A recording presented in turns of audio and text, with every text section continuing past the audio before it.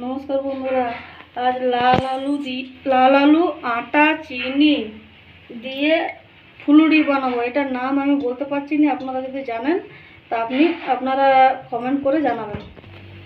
আটা দিয়ে দিয়েছি 1 বাটির মতন, ছোটো বাটির। এই লাল আলু, এরকম চিনি, অল্প নুন দেব,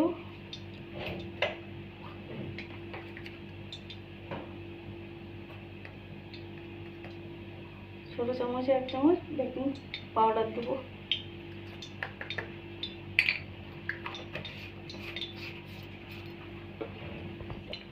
এবারে মেখে নেব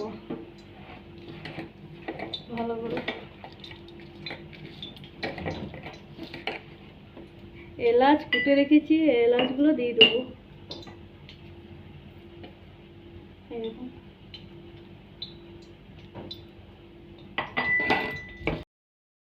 বন্ধুরা, আমি গড়ে নিয়েছি, তেল চাপিয়ে দিয়েছি কড়াইয়ে। এবারে ছেড়ে দেবো এগুলো।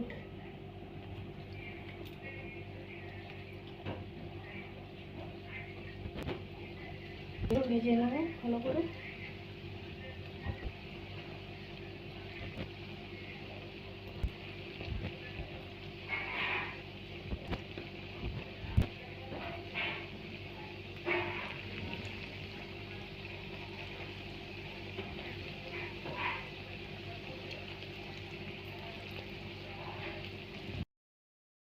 হয়ে গিয়েছে ফুলুরি।